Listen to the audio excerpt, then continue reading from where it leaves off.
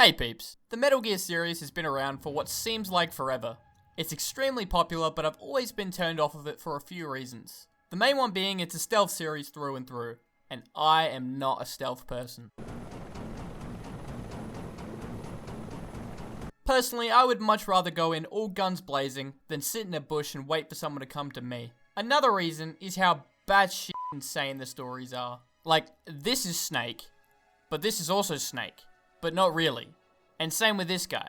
Like, what the hell? And the first game doesn't actually take place first, and neither does the second game, but actually the third game. I tried Metal Gear Solid 5 when it launched, and me not knowing what to expect, I was completely overwhelmed.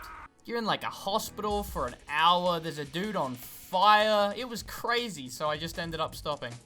But here we are now with Metal Gear Solid Triangle Snake Eater Delta releasing, and I'm giving the series another go.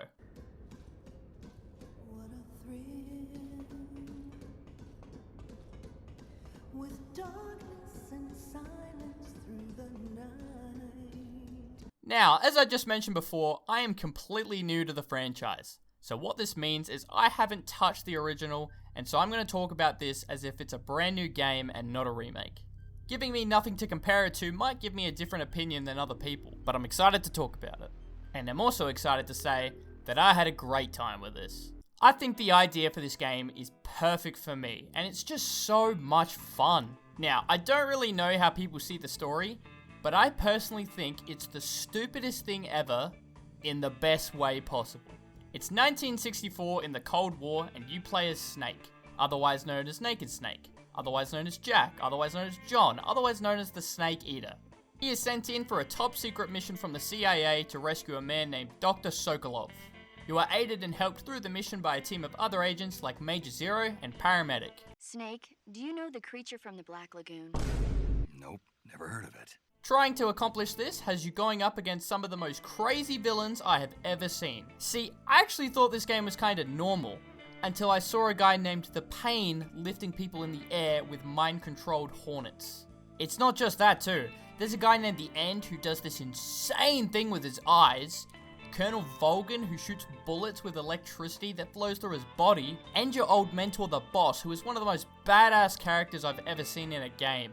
Other notable ones include Ocelot, who loves to fondle his guns, and then Eva, who is, interesting in two different ways I can think of.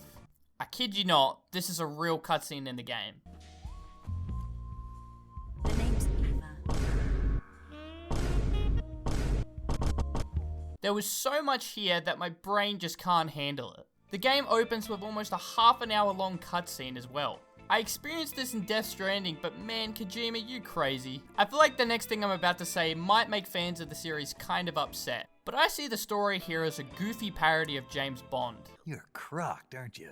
The sick as hell intro screams it, and they even reference it in one of the phone calls. I don't know if it was meant to be seen that way, but that's how I see it. So mostly, I'm super into it, but those long cutscenes I mentioned from before can be a bit much. Sometimes you'll be in the heat of something crazy happening, and then a character will go into an insanely long lore dump with almost a PowerPoint presentation explaining a whole load of things. While I really love the art and style of these parts, it's just so hard to follow, especially when they happen so often. Whenever these parts came on my screen, the temptation to skip it or look at my phone became really hard not to do. On another note, from what I can tell, the voice acting hasn't been changed from the original, so it is absolutely beautiful. My only weapon is a Mark 22 Hush Puppy tranquilizer gun. Every time Snake speaks, I get the goofiest smile on my face.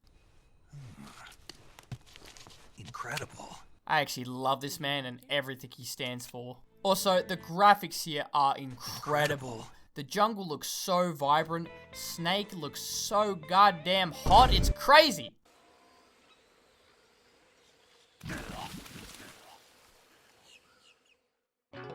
Other player models look great, except for when they're being intimate, but I feel like that's always been a struggle for video games. If I was told this wasn't a remake of something else, I would straight up believe you. But now, let's talk about the gameplay.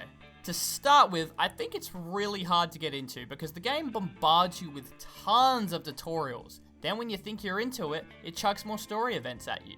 But once things get going and you get into the flow of everything, it becomes super fun.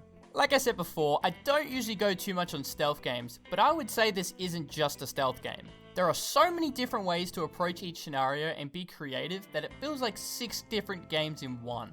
Obviously, the game heavily encourages you to sneak around picking enemies off one by one, but if you want to just also grab out an AK and slaughter everyone you see, you can do that.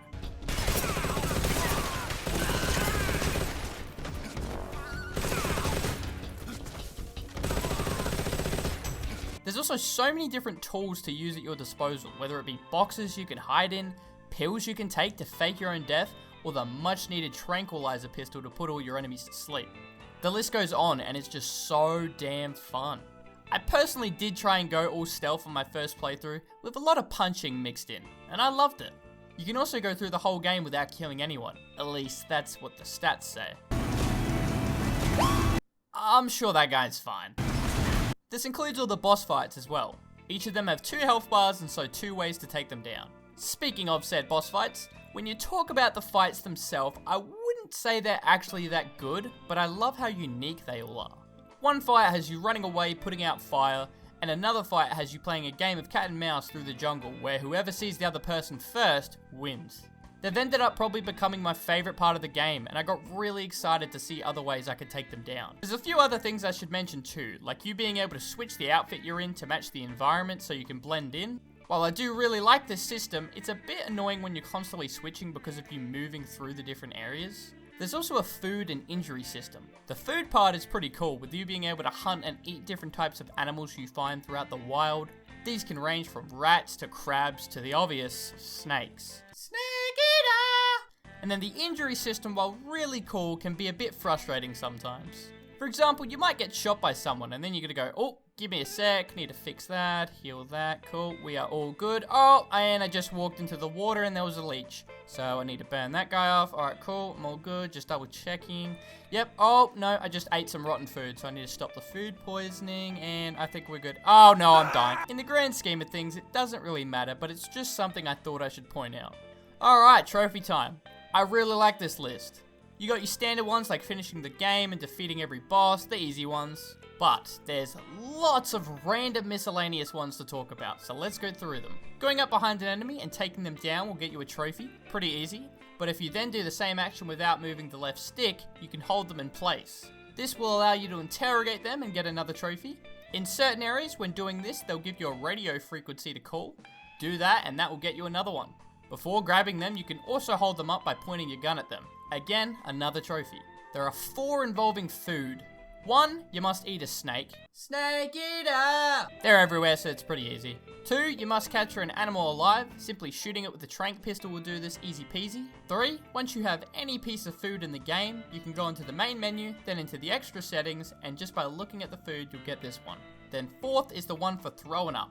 There's a few different ways you can get this, like eating too much food, but the one I like to do is just to go into the model viewer and spin it around for like a minute, and then you'll ralph up. Towards the start of the game, you meet Ocelot. If you kill him, you get a trophy. Then towards the end of the game, you can spot him in the background of one of the cutscenes to get another one. There's 2 different trophies involving one of the bosses at the end. There's a point in the game where you can see him off in the distance, and if you kill him right here, you get a trophy. Then, later in the actual boss, you can sneak up on him and make him drop an item to give you another one. Now, let's talk about the tricky ones. You need to shoot every single one of these little ducks. There's heaps of them, so read your guides closely. Then, a really annoying one is forgetting every outfit in the game. Most are hidden throughout levels, and some are given to you for going non-lethal, but then there's some really stupid ones, like going through the game with this 1 food item in your inventory. Not a fan. Finally, probably the hardest one in the game is for acquiring the Foxhound title. For this, you'll need to beat the game on the hardest difficulty in 5 hours or less with not killing anyone and not triggering any alarms. There's a few other things you can't do as well, but those are the most notable ones. I highly recommend this be the very last thing you do. Once you have all the collectibles, you can use the ghillie suit and this will make things a lot easier. Also, most enemies you can just stealth past, and once you know where they all are, it's not going to be too bad. And that's it. After playing this game, I can safely say it's a banger, and so I'm giving it a 9 out of 10. Besides getting all the camos, I really like this plat, especially when it forces you to play the game in different ways. So that's an 8 out of 10. Finally, once you know the game inside and out, you can go through it pretty fast and everything comes pretty naturally, so it's about a 5 out of 10 for difficulty. So after all that, I can say I'm pretty keen to get into this franchise. I have no idea where to go next, but there's this game called Metal Gear Survive, which sounds pretty cool, so I might start there.